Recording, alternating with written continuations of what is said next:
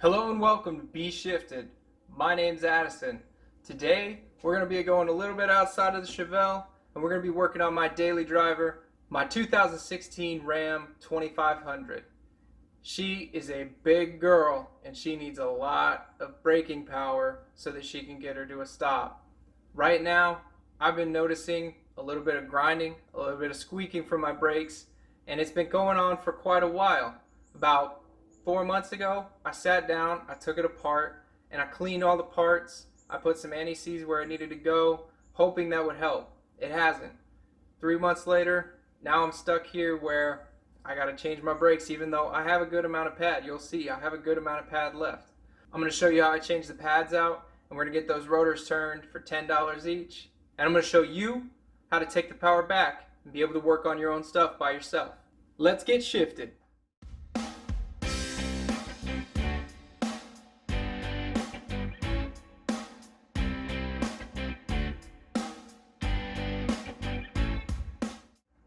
Out of an abundance of caution, I'm going to put wheel chocks behind these wheels. You can get these at any auto parts store. You can also find them in the link in the description.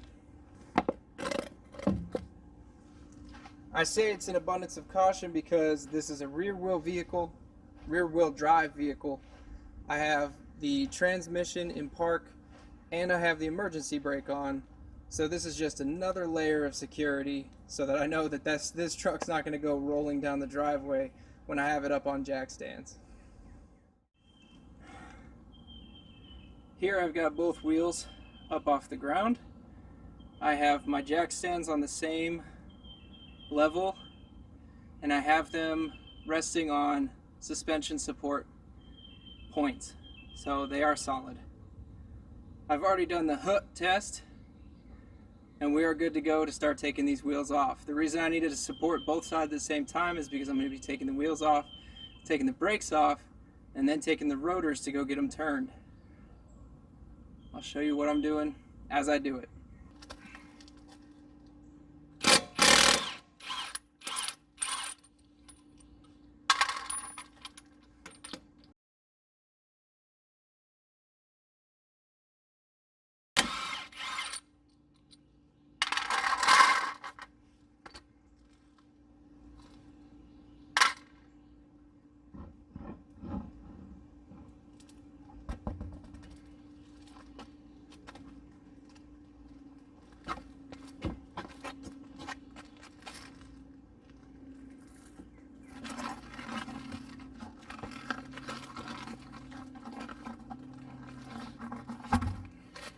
Usually when you're just changing your pads, you'll take out the two banjo bolts, one here, and I'll show you, I'll get it tighter later, but basically what that does is it pops this open, and this is what's carrying your brake pads. But when you want to take your rotor off as well, you have to take the caliper housing off, and this bolt, I mean, it's pretty big. I want to say it's like probably 15/16, and I'm probably going to need a breaker bar.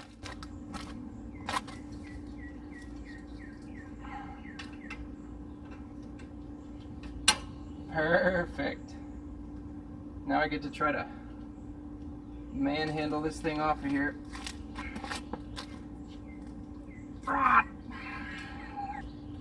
Oh, came loose.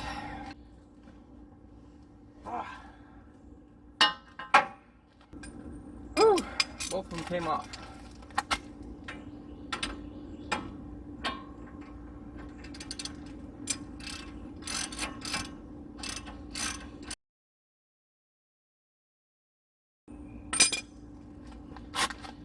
Alright, what I like to do is take out the top one, kind of get it off,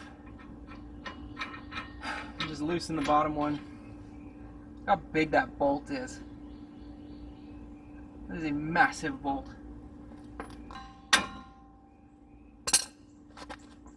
Bang it off of there.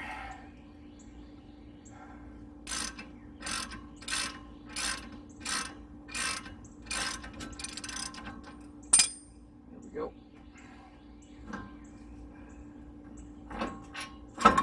Hi.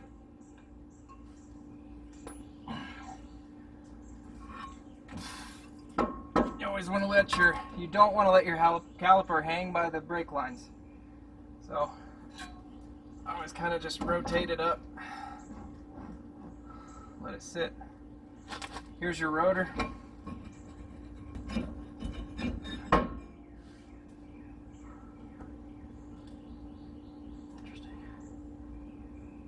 This is a heavy rotor, so we should have plenty of material to get it turned. You can see I still have quite a bit of pad left on here. I don't understand why it was grinding the way it was.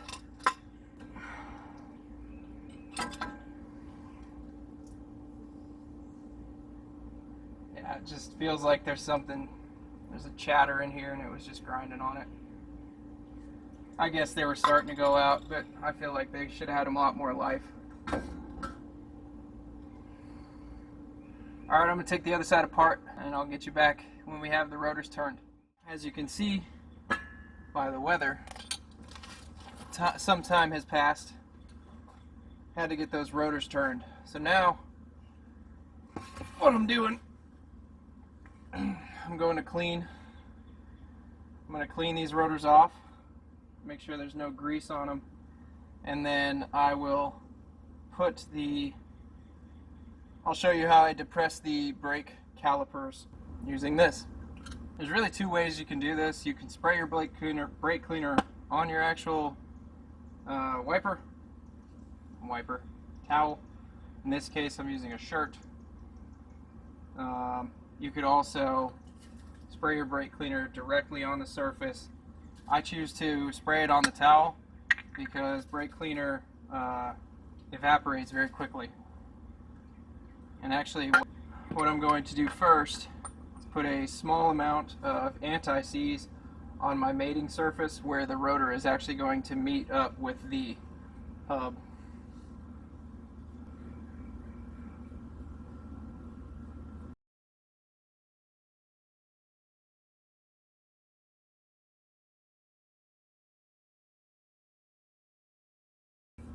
What anti-seize does is it creates a rust-proof barrier between two metal surfaces, and it prevents the two surfaces from becoming rust welded together. Because of this, you want to make sure you don't get anti-seize on any surfaces that are going to be doing the stopping. So I'm being very careful to make sure that I don't get the anti-seize on any of the silver part of this rotor.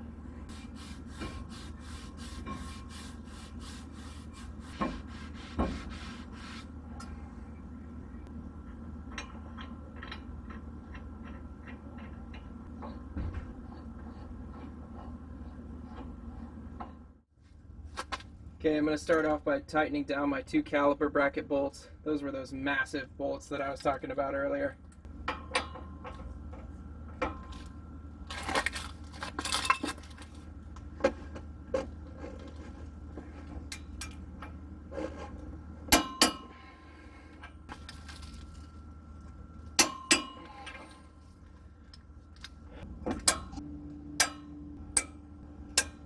Now what I'm going to do is I'm just going to make sure that my two pieces match, and they do. And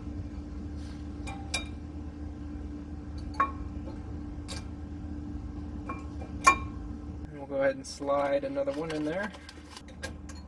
There we go. And if you don't know how brakes work, this is how they work.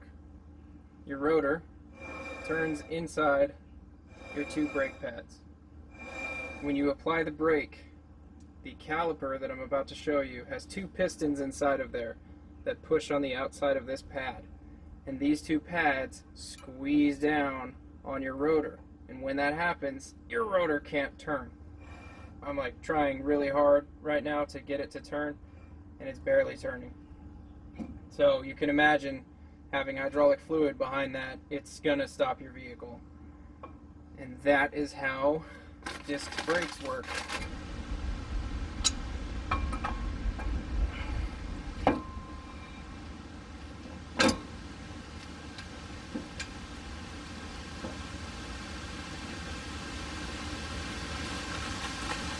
Yeah.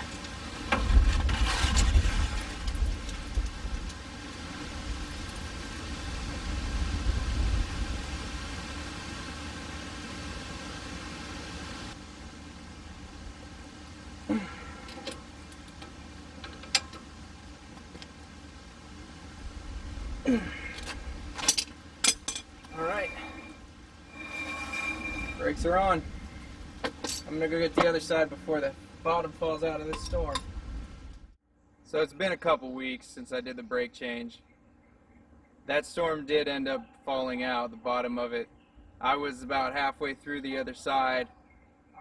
Full front of my body was inside underneath the fender, and my whole backside got waterfalled with rain. But the brakes are changed. They're all good. Like I said, it's been about 2 weeks, so breaking them in. One thing you'll notice when you get rotors turned, sometimes the machine that they use isn't quite as clean as a brand new rotor.